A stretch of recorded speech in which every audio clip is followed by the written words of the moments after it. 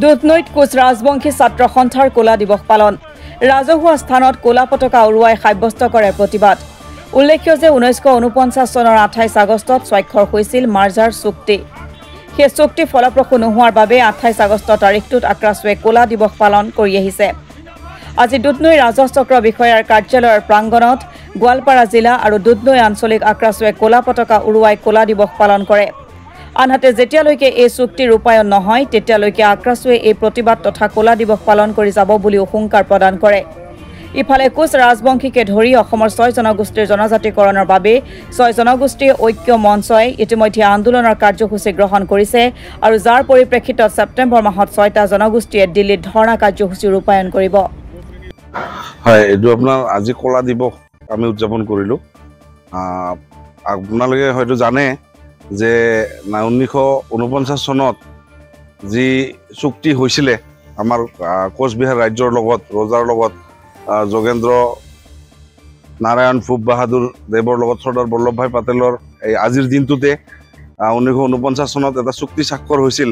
যে কমতাপুৰ কোচবিহাৰখনক গৌ শ্ৰেণীৰ ৰাজ্য হিচাপে প্ৰদান কৰাৰ ক্ষেত্ৰত ভাৰত চৰকাৰে স্বাধীনতাৰ পিছত প্ৰথমখন চুক্তি প্ৰদান কৰিছিল কিন্তু আজিলৈকে সেই চুক্তি হৈয়ে থাকিল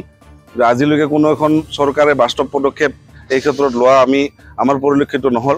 গতিকে সেই দিন ধৰি আজিলৈকে আমি কলা দিৱস উদযাপন কৰি আহিছো আৰু ভৱিষ্যতে যদি আমাৰ দাবীসমূহ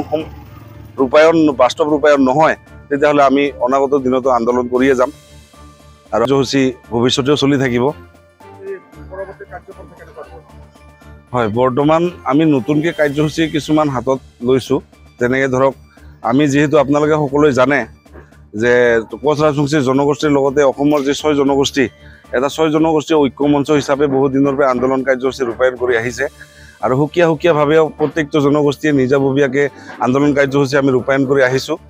গতিকে অনাগত দিনত আমাৰ যৌথভাৱে যে ঐক্য মঞ্চ 6 জনগোষ্ঠী ঐক্য মঞ্চ 6 জনগোষ্ঠী ঐক্য মঞ্চৰ যোৱা 22 তাৰিখে আমি সচলত ধৰ্ণা কাৰ্যসূচী একেলগে ৰূপায়ণ কৰিলোঁ আৰু অনাগত দিনত অহা 22 ছেপ্টেম্বৰত আমাৰ দিল্লীতো ধৰ্ণা কাৰ্যসূচী আছে প্ৰতিবাদী ধৰ্ণা কাৰ্যসূচী আমি ৰূপায়ণ কৰিম তৎসত্ত্বেও যদি চৰকাৰে আমাৰ জনজাতিকৰণৰ ক্ষেত্ৰত আগন্তুক দিনত কোনো বাস্তৱ পদক্ষেপ নলয় গতিকে আন্দোলন চলি থাকিব যেতিয়ালৈকে আমাৰ সমস্যাসমূহ সমাধান নহয় তেতিয়ালৈকে এই আন্দোলন আৰু তীব্ৰতৰ হ'ব গতিকে চৰকাৰক মই আপোনাৰ মাধ্যমৰ জৰিয়তে চৰকাৰক মই আহ্বান জনাইছোঁ তেওঁলোকে যাতে আমাৰ কোচ ৰাজবংশী জনগোষ্ঠীৰ যি জ্বলন্ত সমস্যা লগতে 6 জনগোষ্ঠীৰ যি জ্বলন্ত সমস্যা এই সমস্যা সমাধান কৰি অসমখনক সুৰক্ষিত কৰাত তেওঁলোকে এটা বাস্তৱ পদক্ষেপ যাতে লয়